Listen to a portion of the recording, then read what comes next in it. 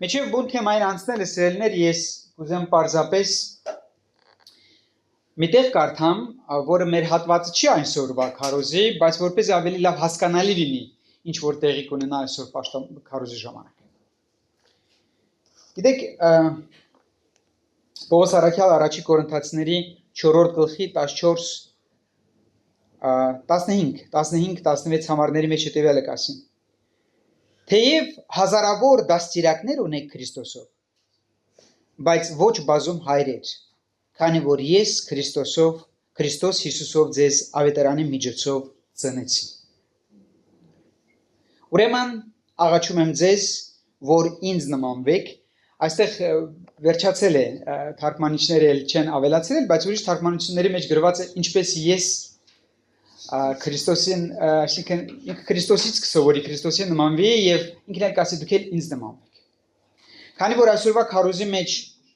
մի շարք օրինակներ կուզեմ բերեմ իմ փորձառությունից ավետարանչության, գիտեք, բացառապես Աստծո փառքի համար ի վկայություն ուրեմն իր եկեղեցուն եւ նաեւ որպես օրինակ։ Եվ Տիրոջ խոսքով է, Տիրոջ խոսքը կասե ինձ նմանվեք, ինչպես ես էլ Քրիստոսին, այսինքն ես սովորեցի պատանի ժամանակից Քրիստոսից եւ այդպես բարից բուն իմաստով գնացի այդպես անելու, որի համար փառքը Տիրոջն է։ Բայց Քրիստոս պիտի քարոզեմ եւ Քրիստոսի ճշմարտությունը ինձ չէ, Քավլիցին, Աստված հերուտանի։ Կարծում եմ, որ գոնե մեկ անգամ ամեն մեկս Տիտանիկ ֆիլմը նայած կլինեք, ով է նայել Տիտանիկ ֆիլմը։ Բոլորը նայել եք համարյա։ Ահացի։ Շատ լավ։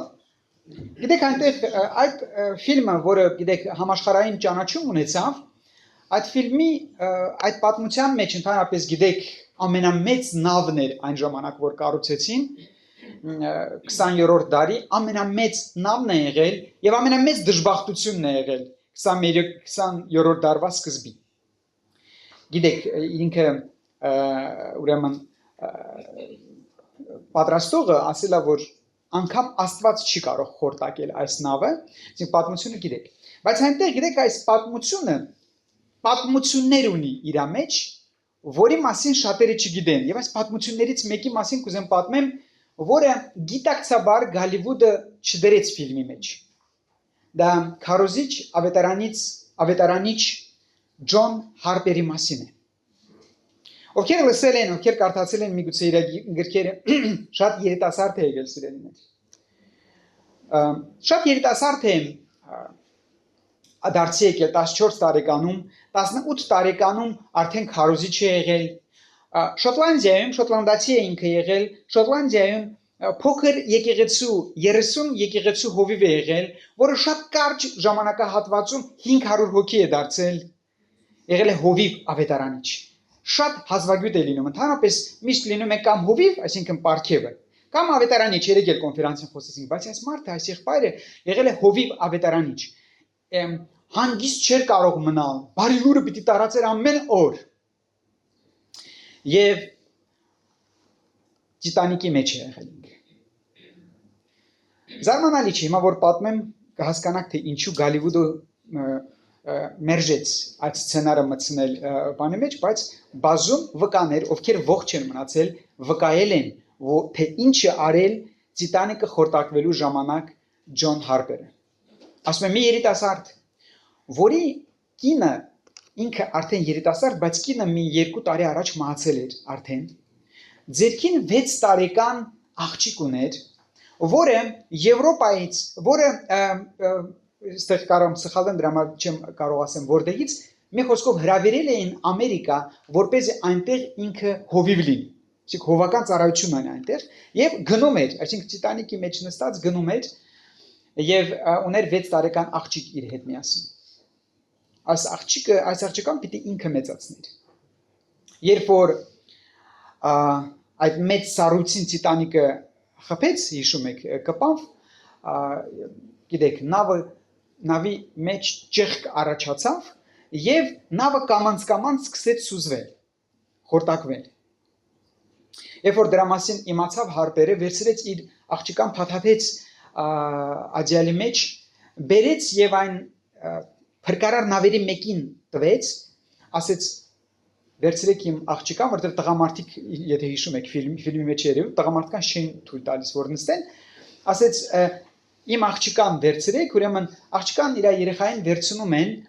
եւ ինքը հասկանում է, որ այլևս երեխային էլ կարող է չտեսնել երբեք։ Ուրեմն շատ լավ գիտակցում էր, որ հիմա մի քանի րոպեից իր միակ աղջիկը պիտի կրուգլայ սիրատա լինի մնա։ Մայրը չկա, հայրը պիտի մեծացներ, հայրն էր այսպիսի վիճակի մեջ է հայտնվել։ Երեխային տալուց հետո վկաները վկայում են, որ Ջոն Հարպերը վազում էր նավի այս կողմից այն կողմը, այն պանիկայի մեջ ժողովրդին հարցնում. դու փրկված ես, քո հոգին փրկված է։ Հազարավոր մարդկանց ասել է դու հոգին եւ հազարավոր մարդկանց կոչ է արել ապաշխարության։ Օրկեստրը այդ պահին հոգևոր երգ է երգել, Փառք Աստծո, գոնե Գալիվուդը դա չի հանել, Ալմոտ լամով Տեր, Ալմոտ քեզի։ Հիշում եք, Ближе к тебе, Господь, ближе к тебе։ Այդ միջազգային հոգևոր երգ է, որ բոլոր շատ լեզուներով կա, շատ լեզուներով։ Եվ այդ երգի ֆոնի տակ Հարպերը վազում էր այս կողմից այն կողմը, նավը շատ մեծ է, եւ բոլորին հորդորում էր, հարցնում էր, հոգիդ փրկված է։ Շուտով Հարպերը հայտնվում է օվկիանոսի սառը ջրերի մեջ։ Իսկ դրանից հետո ես մեկ ուրիշ պատմություն կուզեմ մտցնեմ արանքը այս պատմության հետ։ Փոքրիկ Նանան իր զարմիկի հետ փրկվում են։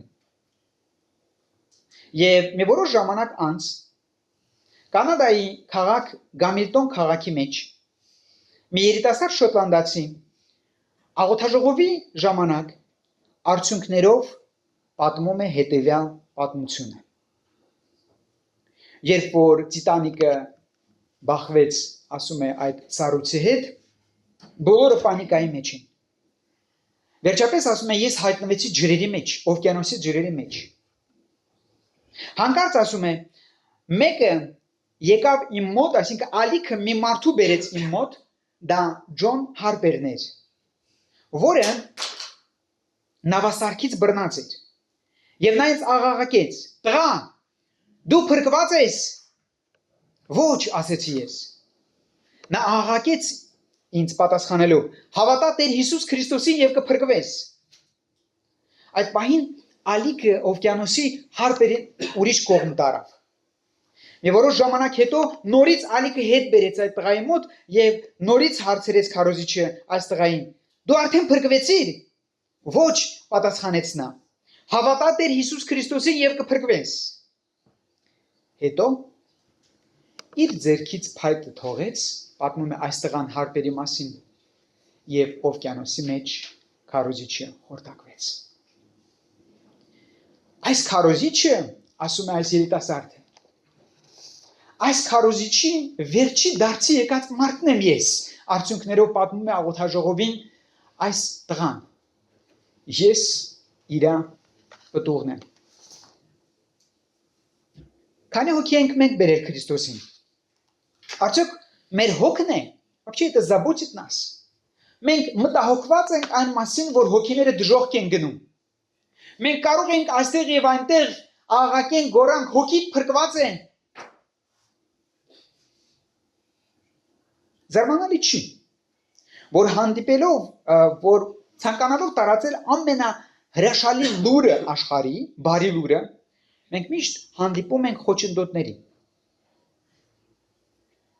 Մենք միշտ, չգիտես թե ինչու, փակում ենք մեր բերանը, չենք ասում։ Որովե մեկը իր ընկերոջից կթաքցնի, որ լոտարեյ է գրել, ջեքպոտն անգել իրան, 10 միլիոն ռուբլի է գրել։ Որովե կարծում եմ, որ չի թաքցնի, որովհետև ուրախ լուր է։ Արդյոք բժիշկը կթաքցնի, որ անալիզների ռեզուլտատը լավ է եկել, չի հաստատվել քաղցկեղը։ Չէ, չի լրին։ Ում չի հաճելի լինի, եթե հանկարծ նախագահից, պրեզիդենտից զանգ ստանա եւ անձամբ ինքը ուզենա քո հետ խոսեն։ Այս բոլորը լավ բաներ են, չէ՞, լավ լուրեր են։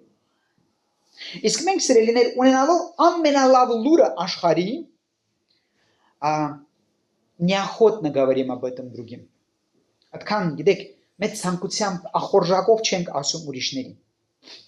Տարբեր խնդիրներ կարան լինեն, ցուցակը մեծ կարա լինի, եւ երեք մենք խոսում էինք, պարզապես որովհետեւ մարդը ապաշխարած չի, փրկված չի, որովհետեւ չգիտի ավետարանը, որովհետեւ կարծում է, որ դա իր պարտականությունը չի, ուրիշներինն է եւ այլն։ Ինչ ասում Աստծո խոսքը։ Գիտեք, ավետարանել բառը ուսումնասիրեցի հունարեն լեզվով։ Նոր կտակարանում հանդիպում ենք 74 անգամ։ Ես ուսումնասիրել եմ բոլոր 74 անգամները։ Եվ բոլոր 74 անգամները ուսումնասիրելուց հետո բնականաբար հունարեն լեզվով բոլոր տեղերը ցույց են տալի մի բան. Աստված շատ կրկոտ, շատ զորավոր ձևի ուզում է մարդու փրկություն։ Ցանկանում է, որ մարդու հոգին փրկվի։ Նա առաջարկում է փրկություն, հրավիրում է իր թագավորության մեջ։ Մարդուն մնում է մեկ բան, Աստծո ձեռքից այդ հրավիրատոմսը վերցնել։ Իր ամբողջ երկրային ծառայության ժամանակ Տեր Հիսուս Քրիստոս գնում էր քաղաքներով եւ գյուղերով եւ ինչ էր անում, գիտեք, քարոզում էր ավետարանը։ Մատթեոս ավետարանի 9-րդ գլխի 35-րդ համարի մեջ կարդում ենք. Հիսուսը շրջում էր բոլոր քաղաքներով ու գյուղերով, ուսուցանում էր նրանց ժողովարաններում, արքայության ավետարանը քարոզում։ Ուշադրություն դարձրեք, արքայության ավետարանը։ Ժողովրդի բոլոր ցավերն ու հիվանդությունները բժշկում։ Այս բարի լուրը թագավորական լուր է։ Որովհետեւ մեկին չպիտի մենք ամաչենք, ասենք սրա մասին, թող ամաչեն նրանք, ովքեր մեղք են գործում։ Դուք ուշադրություն դարձրել եք, որ մարդիկ չեն ամաչում իրանց մեղքերի մասին պատմեն։ Բայց մենք ամաչում ենք սրբության մասին խոսենք, ասում ենք կտարբերվենք իրանցից։ Բայց եթե չտարբերվենք, ել ո՞նց ասենք, որ մենք հաղորդակից ենք եղել ավետարանի լուրին։ Թողնելով այս աշխարհը Տեր Հիսուս Քրիստոս մեծ հանձնարարական տվեց եկեղեցին, եւ այս մեծ հանձնարարականը այն է, որ մենք պիտի շարունակենք Տեր Հիսուս Քրիստոսի գործը։ Երեք մենք մանրամասորեն խոսել ենք դրա մասին մեծ հանձնարարականի։ Ես կուզեմ միայն մեր ուշադրությունը դարձնել, որ այդ հանձնարարականը գրված է հրամայական եղանակով, написано в повелительном наклонении, եւ հունարենով եւ թարգմանությունների մեջ повелительном это повеление. Դա հրամայական եղանակ է, դա խնդրանք չի։ Դա ցանկություն չի, եթե ուզում ես, եթե ցանկանաս, եթե ուզենաս, չէ, հրաման է։ Վերևից եկած, երկնքից եկած, ինձ եւ քեզ գնացեք, աշակերտեցեք, մկրտեցեք, սովորեցեք։ Այս 4-ը ոչ 3-ը, 3 էլ ասի դրանց։ Ուրեմն, մեզ տված է ամենալավ լուրը։ Գիտեք, աշխարհը այսօր ավելի քան երբևիցե բարի լուրի կարիք ունի։ Այսօր ավելի քան երբևիցե։ Մեր մոտ է այդ լուրը։ Ժողովուրդը այսօր վատ լուրեր կլսեն անընդհատ, ինտերնետներով, հեռուստացույցով։ Ես եւ դու ունենք ամենալավ լուրը, որը եւ հոգին է բժշկում, եւ մարմինն է բժշկում, ամեն ինչ։ Ոստի այսօգության մենք ես կուզեմ մեր ուշադրությունը դարձնեմ երկու բանի վրա։ Երկու բանի վրա։ Առաջինը, քարոզել ավետարանը դա իմ պարտավորվածությունն է։ Առաջի Կորինթացիների 9-րդ գլխի 16-րդ համարը։ Որովհետև եթե ավետարանը քարոզեն, դա ինձ համար պարծանք չի լինի, քանի որ դա ինձ վրա դրված պարտավորվածություն է, եւ վայ ինձ, եթե ավետարանը չքարոզեն։ Եվ այս մեկ համարն է ընդամենը, որ վերցրել եմ, որպեսզի միասին խորհենք։ Պողոս առաքյալը ժամանակին ինքն է հավատացել ավետարանին, բարի լուրին Քրիստոսի մասին, որ Քրիստոս իր կյանքը տվեց մեղավորի համար, մեռավ եւ հարություն առավ, որպեսզի մեզ այսօր փրկություն տա, մեր հոգիների։ Հավատաց։ Հանդիպում ունեցավ հարության Քրիստոսի հետ, ճշմարտության հետ, զարմանալի չի, որ նրա կյանքը փոխվեց։ Շատ հետաքրքիր է, Պողոս առաքյալը գրում է Կորինթացիների եկեղեցին եւ ասում է, որ ավետարանը քարոզելը իր համար առաքյալի դա պարտավորվածություն է, պարտավորվածություն է։ Եվ ես դրա վրա կուզեմ մեր ուշադրությունը դարձնեմ, ծերներ, այստեղ օգտագործված է հունարեն անանկե բառը, անանկե, որը նաև նշանակում է անհրաժեշտություն, անխուսափելիություն,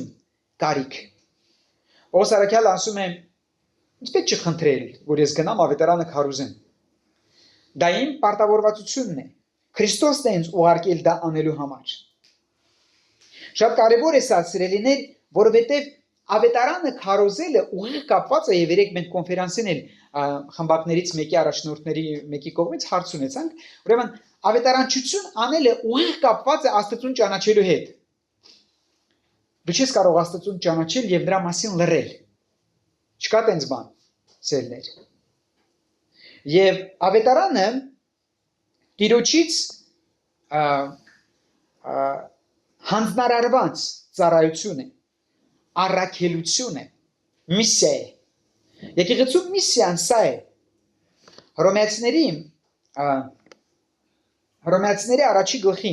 16-17-րդ համարի մեջ Պողոս առաքյալը կասի, որ չի ամաչում ավետարանը քարոզելու։ Ես ավետարանը ամոթ չեմ համարում,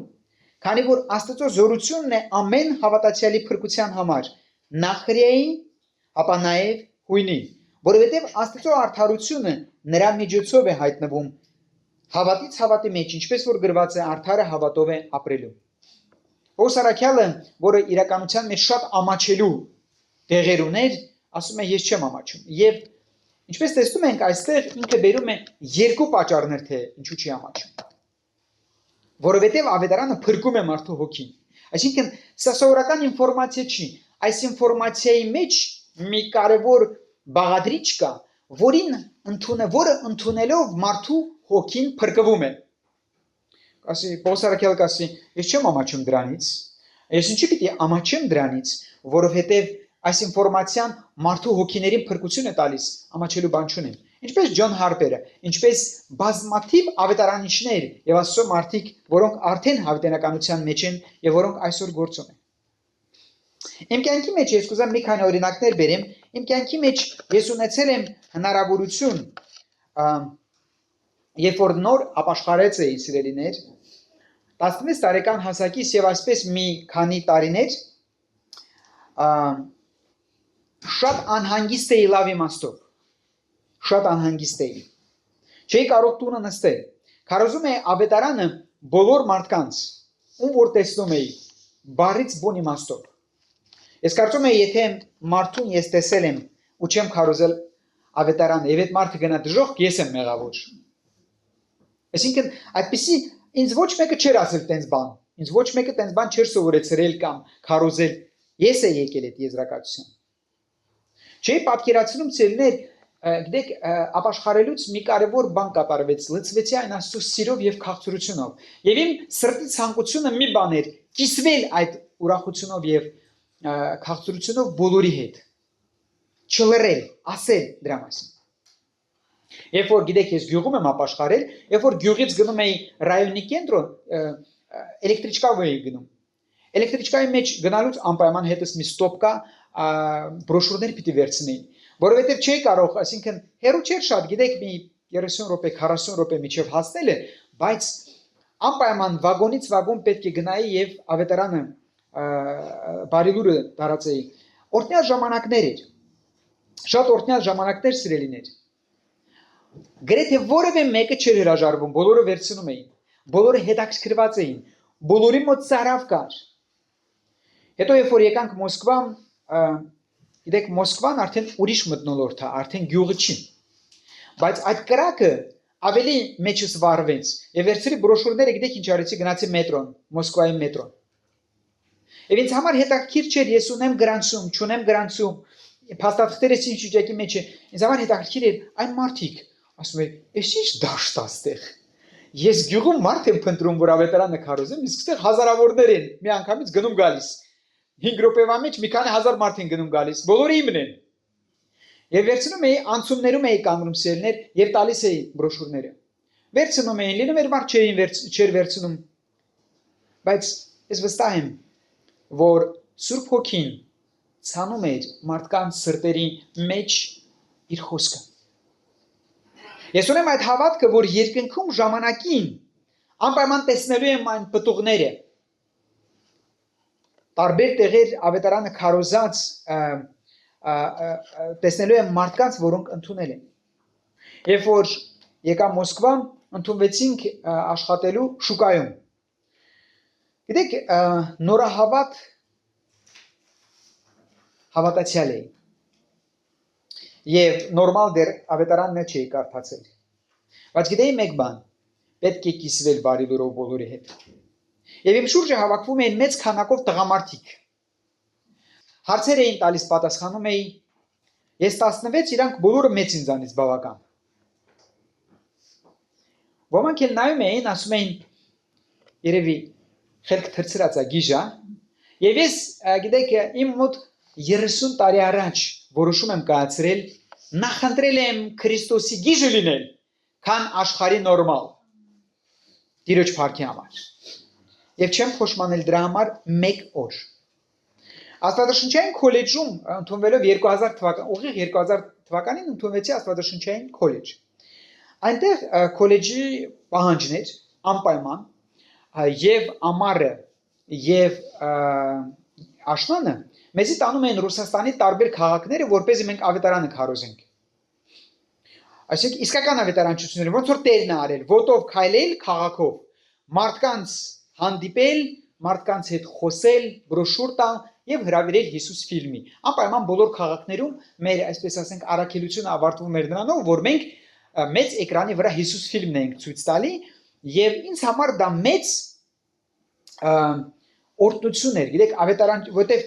իմ մոտ արդեն սկսել էր դա 95-ին։ 2000-ին, 2000-ից 2002 թվականը, գիտեք, երբ որ ձուկը ջրի մեջ է լինում, իրան լավ ազգում, չէ, որովհետև իր մթնոլորտն է դա։ Ինձ համար այդպես էր։ Ինձ համար այդպես էր սելներ եւ բնականաբար ովքեր են սովորում Աստվածաշնչային դպրոց, ավետարանիչներ, քարոզիչներ, ապագա հովիվներ եւ այլն, բայց տեսնում եմ, որ բոլորի մոտ չկա այդ ախորժակը, այդ ցանկությունը։ Մենք գնում էինք, քայլում էինք քաղաքի փողոցներով, պարկերով, գալիս էինք պարկը, որտեղ մարդիկ հանգստանում էին, մոտենում էինք, խոսում էինք։ Ինձ համար մեծ ուրախություն էր։ Մարդիկ ապաշխարում էին։ Մենք Հիսուս ֆիլմից հետո կոչ էինք անում ապաշխարության, մեծ քանակով մարդիկ էին ապաշխարում։ Եվ կոնտակտները թողում էինք տեղական եկեղեցում, որպեսզի շարունակեն աշխատել։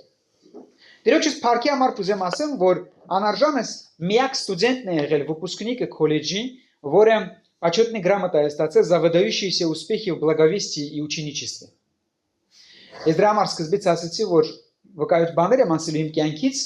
որպեսզի որևէ մեկի մտքով չանցնի մեծամտություն կամ գլուխգովանք քավլիցի Աստված հերուտանի։ Բայց ես կուզեմ, որ դուք իմանաք ձեր հովիվին։ Ես կաբինետնի հովիվ չեմ եղել երբեք եւ չկամ այսօր։ Եվ Աստծուն փառք դրա համար սերներ։ Գիտեք, 4 անգամ, 3 անգամ ավելի մեծ մասշտաբով եւ այս վերջի անգամ, 4 անգամ մենք Կրասնոդարի մարզում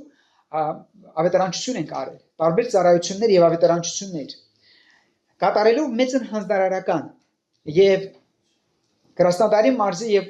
Աբխազիայի ուրեմն Благая весть ассоциации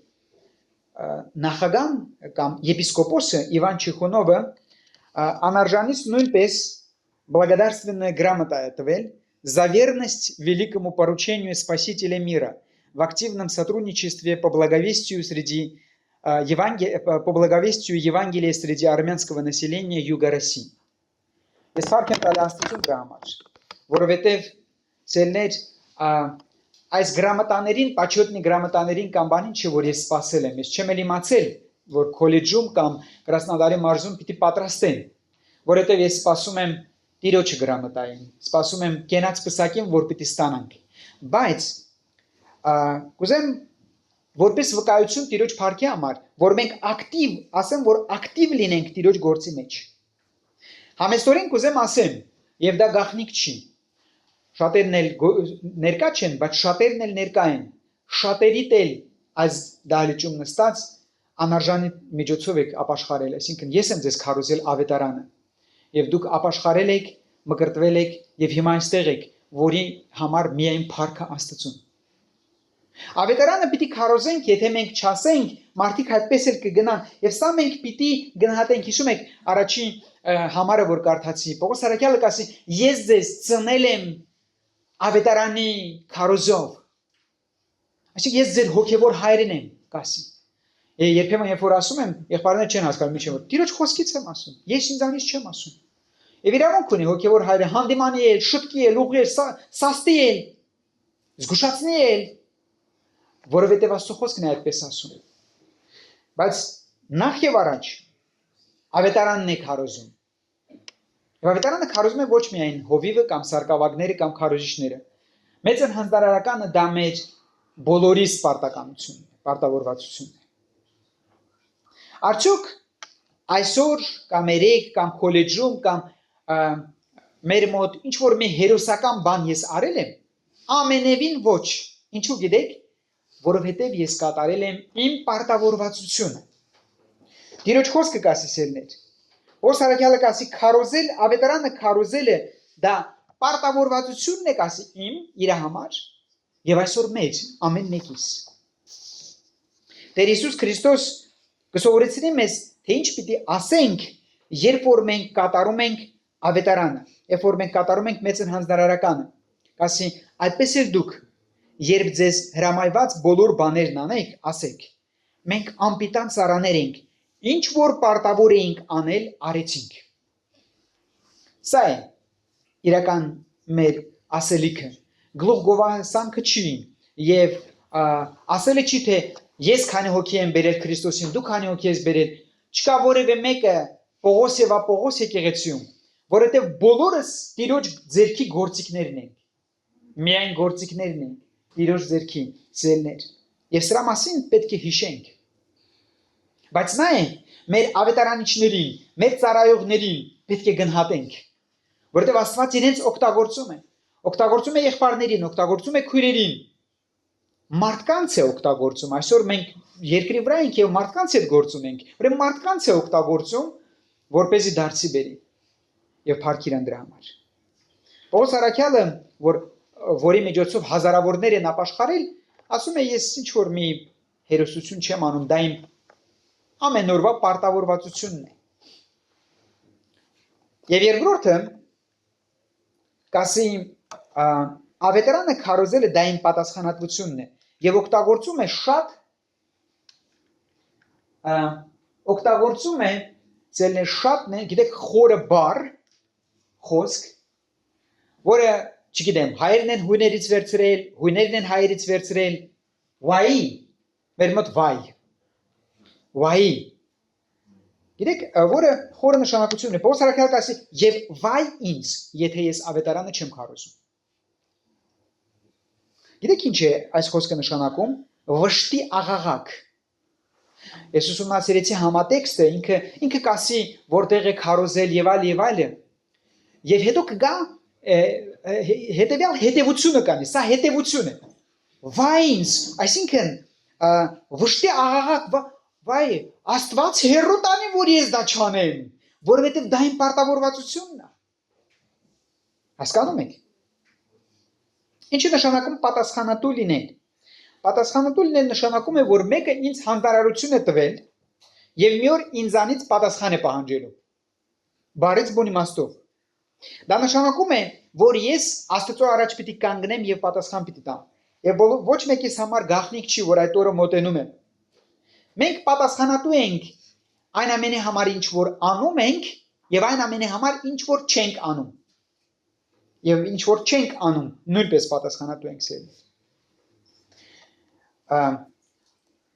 Այսպիսի պատասխանատվություն ուներ Երեմիա մարգարեն։ Երեմիա մարգարեն բազմաչարչար մարգարե էր։ Ինչ ասես այս Աստծո մարդու գլխին չբերեցին։ Պարզապես Աստծո խոսքը ճշմարտությունը տարածելու համար Աստված ասեց գնա ասա, որ դուք ձեր մեղքերի մեջ ես կորսյան եմ մատնելու, Երուսաղեմը, տաճարը եւ այլն, գալու են, քանդելու են եւ այլն։ Երբ որ ասում են, այս մարդուն վերցնում ծեծում էին, վերցնում փոսի մեջ էին գցում, վերցնում բանտն էին նետում, ինչ ասես չէին անում։ Եվ այնքան էր արդեն սիրտը լցված, որ մի օր ասեց, նայեք, 20-րդ գլուխ Երեմիա մարգարե, 20-րդ գլուխ 9-րդ համարը, եթե ասեմ նրան չեմ հիշատակելու եւ այլևս չեմ խոսելու նրա անունով։ Այն ժամանակ սրտիս մեջ կարծես վառված կրակ լինի, ոսկորներից մեջ փակված, այն գրելուց հոգնեցի ու չկարողացա։ Ասում կարծես թե ուզել է որոշում կայացնել եւ չեմ ասել։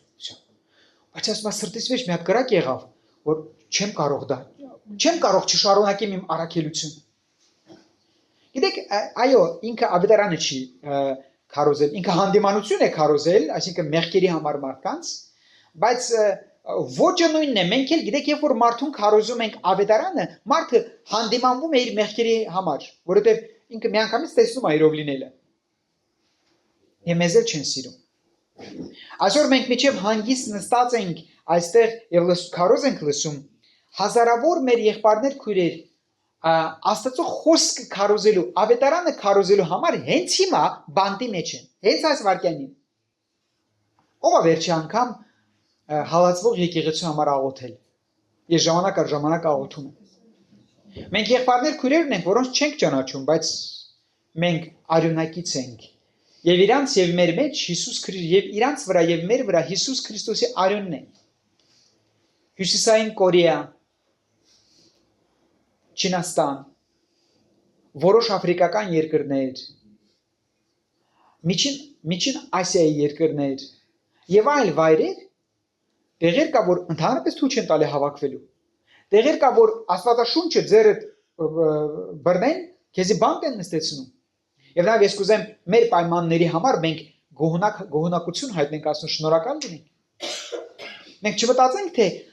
բոլոր մեր եղբայրները քույրերը այս վիճակի մեջ են, ինչպես մենք, հանգիստ հավաքվում են, փառաբանում են Աստծուն եւ այլն։ Չէ։ Եվ դրա համար ժամանակ առ ժամանակ հիշենք հալածվող եկեղեցին։ Գիտես,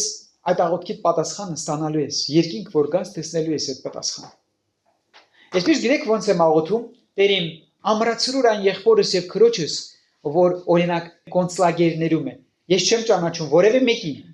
բայց ես ստույգ ինֆորմացիա ունեմ 100%-անոց, որ մենք կոնսլագերներում եղբայրներ քույրեր ունենք Քրիստոսով, որոնք այնտեղ են պարզապես որ հավատում են Հիսուս Քրիստոսին, որ քարոզել ու բռնվել են եւ այլն։ Շատ խիստ են վերաբերվում սիրելիներ, տարբեր պտկաներ են անում։ Գոնե գիտեք մի անգամից որ սպանեն կգնան երկինք կկազատվեն, չեն անում, տարբեր ձևերի տանջանքների են ենթարկում։ Եվ ես ուզում եմ ասեմ, որ որքան մոտեցավ Տիրոջ երկրորդ գալուստը, եւ միջև գալուստն էլ հակա Քրիստոսի գալուստը, այդքան հալածանքները շատանալու են։ Կամած հալածանքների հոտ է գալիս արդեն ստեղ է, որտեղ մենք ապրում ենք։ Կամած գալիս է հոտը։ Էսա սահմանափակեցին ավետարանչության մեջ, սահմանափակում են տնային ծառայությունների մեջ, գիտեք, չէ, օրենք ովքեր չգիտեն, օրենք են հիմա ուրեմն Պետդումայում դրել, որպեսզի տներում այլևս ծառայություններ չլինեն։ Միայն աղոթքի տան մեն էլ պետք է եկեղեցի շենք լինի եւ այլն։ Բայ, ո՞նց է հիմա, ես միշտ ասել եմ, գալու են ժամանակները, քանիկան ժամանակները, քարոզեք, մարդիկ բերեք, եկեք Աստծո գործով զբաղվենք։ Կգան ժամանակները, որ մենք մեր անձի մասին էլ չենք իմանա ոնց անենք աստվածապաշտությամբ զբաղվենք, ոչ թե արդեն ավետարանչությամբ։ Չնայած այս բոլոր իրավիճակներին միշտ Աստծո մարդիկ ուրեմն միշտ շարունակել են Տիրոջ գործը։ Զարմանալի չի, որ եւ հին եւ նոր կտակարաններում Աստծո մարդիկ պատասխանատվությամբ էին մոտենում Աստծո գործին, շատ մեծ պատասխանատվությամբ։ Որքան եմ ես եւ դու պատասխանատվությամբ մոտենում Աստծո գործին, իր հանձնարարականին, եկեղեցին ուրիշ բան չունի անելու, գիտեք։ Եկեղեցին անելիքը մենակ սա է, գնալ աշակերտներ ձեռք բերել Հիսուս Քրիստոսի համար։ Եթե մենք սրա մեջ ենք, Աստված օրհնի։ Եթե մենք բամբասանքների մեջ ենք, դատապարտությունների, չարախոսությունների եւ այսպիսի բաների, պատիժ կբերենք մեր վրա մի օր, անպայման։ Ուրեմն եկեղեցին դա բամբասանքի եւ այսպիսի էժան բաների տեղ չի։ Քրիստոսի եկեղեցին միշտ թանկ է եղել, որովհետև այն Հիսուս Քրիստոսի արյունով է գնված, ինքը շատ թանկ է։ Այնքան թանկ, որ կասի Քրիստոս իր եկեղեցու համար իր կյանքը տվեց։ Ուրեմն պիտի զգուշ լինեմ եկեղեցուն վնասելուց, զգուշ պիտի լինեմ եկեղեցու մեջ ինչ որ քայլերից, որը չի նպաստում շինությանը, ամեն մեկս, բոլորս։ Եվ զինվեմ մեկ մտքով, կատարեմ Տիրոջ առաքելություն։ Երեք մենք ամբողջ օրը խոսել ենք դրա մասին, եւ սա արդեն կոնֆերանսի նյութն է, որը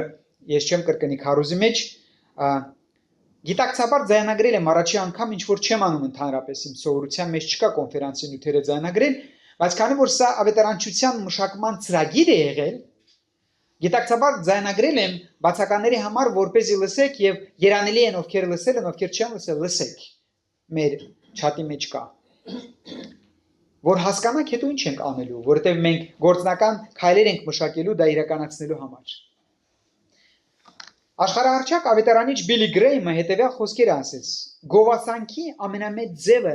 սուրբ ոտքերի ձայնն է, որոնք փնտրում են կորածին եւ անօգնականին։ Величайшая форма хвалы – это звук шагов святых ног, ищущих погибших и беспомощных.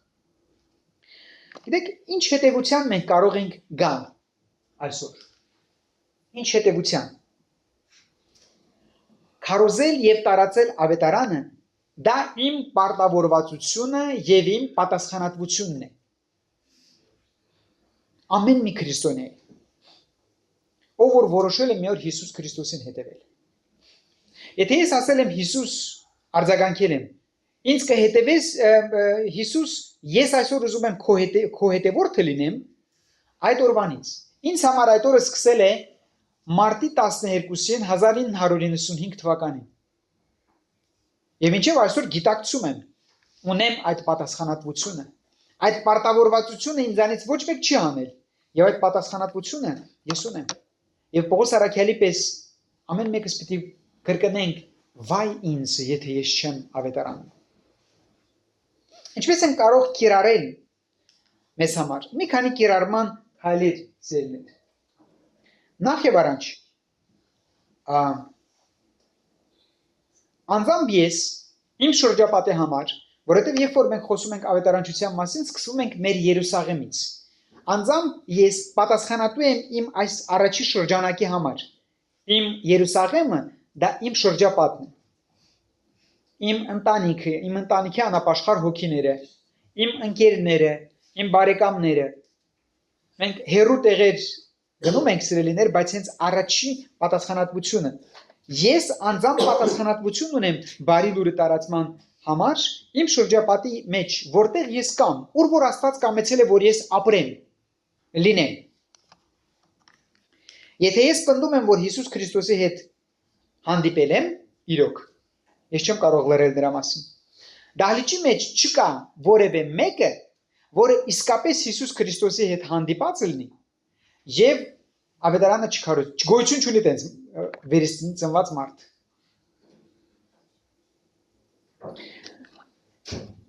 Մի քանի շաբաթից Սուրբ Ծնունդը պիտի տոնենք սերներ։ Օգտագործենք այս մեծ տոները, Սուրբ Ծնունդը, Զատիկը, ակտիվ ավետարանչության համար։ Ինչու՞ չէ։ Ուրիշ անգամ, եթե չգիտենք ինչպիսի մոտեցում անենք, Սուրբ Ծնունդն է։ Ինչ հրաշալի առիթ է մոտիկներին, հերոներին, ծանոթներին պատմել Քրիստոսի մասին։ Պարզապես կարելի է հետևյալ մոտեցմամբ. ինչ է Սուրբ Ծնունդը քեզ համար։ Ով է Հիսուս Քրիստոս։ Ես եղել է որ գնացել եմ փողոցներով եւ մարդկանց հարցրել եմ. քեզ համար ով է Հիսուս Քրիստոսը։ Տարբեր պատասխաններ են տալիս։ Եվ դու վերջում տալիս ես իրական պատասխանը։ Հիսուս Քրիստոս քո փրկիչն է։ Հիսուս Քրիստոս քո Տերն է։ Հիսուս մեկն է, որ քեզ սիրում է այնպեսին, ինչպեսին որ դու կաս։ Հիսուս Քրիստոս չի սիրում քո մեղքերը, բայց ահավոր շատ սիրում է քեզ։ Ինչպես կարող ենք գործնական ավետարանը տարածել։ Մեկը կարող է բրոշուր բաժանել, մեկը կարող է հրավերատոմս բաժանել, տոնական պաշտամունքի հրավերել մարդկանց։ Մեկը կարող է post անել սոցիալական ցանցերում եւ Քրիստոսի մասին պատմել։ Սուրբ Ծնունդ է։ Բայց երեք էլ կոնֆերանսին բավական խոսեցինք դրա մասին։ Եվ ես դրա վրա կուզեմ հատուկ շեշտ դնեմ։ Ավետարանը միջև բերանը բացել է, տարածել է տարբեր տեղեր։ Ավետարանը պետք է ապրել։ Евангелие нужно проживать. Не жевать, а проживать. Эти տարբեր բաներ են։ Ապրել է պետք։ Ինձ եւ քեզ նայողը ավետարանի թերթերը պիտի կարդա։ Սեր, խաղաղություն, քաղցրություն, Հիսուս Քրիստոս։ Եթե այդպես չի, Քրիստոսյանը չես դու, քեզ չեմ կարող շնորհավորել։ Ոչ սուրբ ծննդով, ոչ նոր տարով, ոչ մի բանով։ Դու շնորհավորելու արժանի մարդ չես։ Դու Քրիստոս չունես։ Շնորհավորում են իսկական ապաշխարած մարդուն։ Քրիստոսին պետք է ընդունել, եղբայրներ, քույրեր, շատ լուրջ, հենց որ իսկական քայլ արեցիր, մոտեցար Քրիստոսին, Սուրբ Հոգու կրակն է գալու մոտդ, եւ անարժանից պես, ինչպես ես եմ եղել ժամանակին, դու չես կարող տունը նստել։ Քո ուժը, քո ինտելեկտը, քո սոցիալական ցանցերը, քո աշխատանքը, ամեն ինչ ուղղված է լինելու նրան, որ մեծն հնարավորականը կատարվի, ամեն ինչ։ Բայց ամենակարևորը քո կյանքը։ Սուտա քարոզելը, եթե դու կյանքիդ մեջ չունես, ասես Հիսուս քեզ սիրում է, բայց դու էդի չունես քո կյանքի մեջ, մարդիկ մեզին նայում են որպես կեղծավոր։ Ինչպես Հիսուս եկավ եւ փարիսեցիներին ցույց տվեց իրենց ով լինելը։ Գիտեք, փարիսեցիները բավական խելացի մարդիկ են եղել նրանք։ Բայց նրանք չեն ապրել ինչ որ ասել են։ Այսօր էլ կան, մեր մեջ էլ կան, ուրիշ տեղեր էլ կան։ Մենք ասելուց առաջ պետք է ապրենք։ Առաջ, ոչ թե ասելուց հետո, ասելուց առաջ պետք է ապրենք, նոր ասենք։ Եվ սա շատ երևում է, սիրելիներ, մեր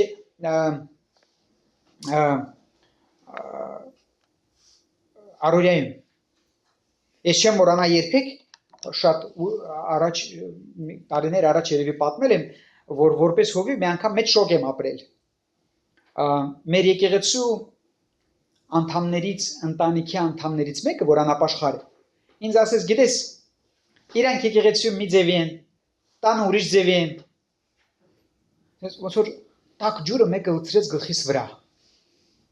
Որովհետև ես հասկացա, որ մեր անդամները հակաօրինակ են տանը։ Գալիս են ինչ, չգիտեմ ինչ են սովորում, մեր եղբայր Կարպեսի ասացի պես, այսքան տարի է գալիս ենք, ինչ ենք սովորում, ինչ ենք ուտում։ Այսինքն այդ սովորածը մի անգամից ոչ թե վաղը, այլ արդեն այսօր պետք է կյանքի մեջ դնել, կյանքի կոչել։ Որովհետև վկայությունը, սիրելիներ, ավետարանի ապրելը մեծ նշանակություն ունի։ Ամենամեծ վկայությունը ապրելակերպն է, գործերն է։ Եվ ես լիքը ընտանիքներ գիտեմ մեր եկեղեցում, որոնք չեն ապրում այնպես, ինչպես որ ավետարանն է ասում։ Եվ դա մեծ դժբախտություն է։ Սպասել, որ մեր ընտանիքների անապաշխարները կապաշխարեն, մի սպասեք։ Իրանց մոտ աշխատում է միայն կյանքը։ Այն ուրիշներին, որ գնում ենք, վկայում ենք, նրանք մեր խոսքերը լսում ապաշխարում են, չէ՞։ Բայց մերոնց, նրանք մեր, գիտեք թե չեն մեր խոսքերին լուրջ վերաբերվում, որտեղ մեր կյանքն են տեսնում։ Չէ՞, ասում, նичего себе, ես հենց հիմա մոտս խափեց, ինձ խոսում է ճշմարտության մասին, կամ ուրիշ մի բան։ Հետո մի մոռացեք երկու բան։ Առաջինը, անապաշխարները շատ զգայուն են այն ամենին, ինչ որ մեզ հետ կատարվում է։ Եվ երկրորդը, չմոռանանք, որ սատանա գոյություն ունի, որը усиливает вот это все в неверующем։ Գալիս է ասում է, տեսնում ես, դու էլ հենց մտածում ես գնաս եկեղեցի եւ ապաշխարես։ Это սրանք ես են։ Հասկանում եք։ Ուղիղ եմ խոսելու այսուհետև։ Դարձի եկեք ժողովուրդ ջան։ Ապաշխարեցեք եւ դարձեք եք։ Քրիստոս սրանով սկսեց իր ծառայությունը։ Ժամանակը լրացել է, Աստծո թագավորությունը մոտեցել է, ապաշխարեցեք եւ ավետարանին հավատացեք, դարձի եկեք։ Պիտի փոխվենք։ Մեծ հանձնարարականը մեծ թափով մենք կկատարենք, երեկ խոսացինք, եթե համապատասխան հոգեվոր վիճակ ունենանք, այսինքն Սուրբ Հոգով լցված լինենք։ Իսկ Սուրբ Հոգով լցված է միայն այն մարդը, որը իսկական հանդիպում ունեցել Տիրոջ։ Այսօր Հիսուս մեր մեջ է եւ ուզում է հանդիպում ունենա քո հետ։ եղբայրս քույրս, սիրելի անման հոգի։ Այսօր է ժամանակը։ Այսօր է ժամանակը ճանաչելու Քրիստոսին, նորից հիշեցի երեկվա մեր հարցը, որովհետև միայն նրան ում ճանաչում ես, նրա մասին կարող ես պատմել, եթե չես ճանաչում, չես կարող պատմել։ Գիտեք ինչ է տեղի ունենում, երբ որ մենք Աստծուն չենք ճանաչում, բայց Աստծո մասին պատմում ենք, կեղծավորություն ենք անում։ Սուտ ենք խոսում։ Գիտեք, խոսելով ճշմարտությունը մենք սուտ ենք խոսում։ Դե մարդիկ որ չիմանան Աստված էլ գիտի մեր ներսը։ Աստված նայում ասում, այս խեղճ մարդ ես դու։ Դու իմ մասին խոսում ես, բայց ընդհանրապես չես էլ ճանաչում։ Կարդացել ես իմ մասին, քարոզ ես լսել իմ մասին, բայց դու չես ճանաչում։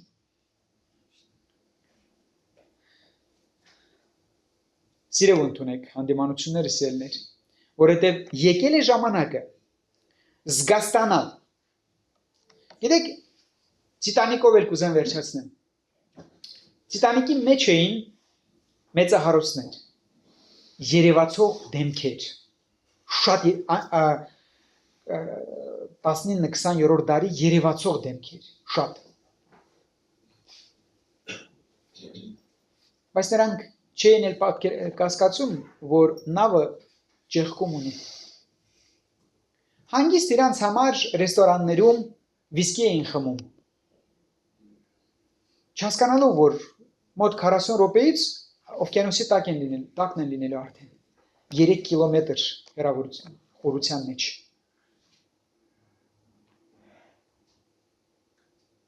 Եվ գիտեք,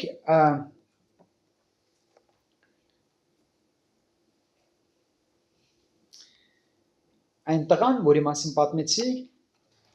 Ջոն Խարպերի այս վկայությունով, տղա դու փրկված ես, հոգիդ փրկված է, երրորդ անգամ, երբ որ Խարպերը գալիս եւ վկայում է, կոչ է անում այս մարդուն եւ խորտակվում է, նա սկսում է աղոթել։ Նա ապաշխարության աղոթք է անում եւ փրկվում է։ Այսօր աշխարհը գտնվում է նույն վիճակում։ Այսօր աշխարհը այսպիսի մի մեծ Տիտանիկ է, նավ է, որը գլխի չի, տեղյակ չի, որ ճեղքում ունի։ Տեղյակ չի, որ շուտով խորտակվելու է, սուզվելու է, գնալու է կորուստի։ Իրանց համար տարբեր բաներ են ձեռք բերում, ուտում, խմում, հարսանիքներ անում եւ այլն։ Չհասկանալով, թե ուր է գնում այս նավը, իսկ այս նավը գնում է դեպի անդունդ։ Ջոն Խարպերի օրինակով մենք ենք այսօրվա Ջոն Խարպերները, որոնք պիտի այս նավի մեջ վազեն եւ ասեն ժողովուրդ, կորուստի եք գնում, խելքի եկեք, կանգ առեք, ապաշխարեցեք։ Ես չասեմ, դու չասես, բայց Քրիստոսի դեսպանները մենք ենք, Քրիստոսի ուղարկվածները մենք ենք, ով պիտի ասի։ Չունի Քրիստոս ուրիշին, մենք ենք մենակ։ Քանի որ Տերը գործում է իր եկեղեցու միջոցով, իսկ գլուխը ինքն է։ Եվ գլուխը, ինչպես գիտեք, հրամաններ է տալիս։ Ընդամենը մեկ հրաման ունենք մենք, մեկ։ Գնացեք, աշակերտեցեք, մկրտեցեք, սովորեցրեք։ Թեկուզ 4-ն է, բայց սա մի հրամանի մեջ է գրված սիրելիներ։ Աստված մեզ օգնական այս աստվածահաճո գործի մեջ։ Բայց չմոռանաք, մարդկանց պատմելուց առաջ սկզբից ապրեք դա։ Ինչպես ոմանք են ասում, քարոզիչները շատ են սիրում սա օգտագործել, եկեք ավետարանը ապրենք, մեկ-մեկ էլ խոսանք։ Ամեն։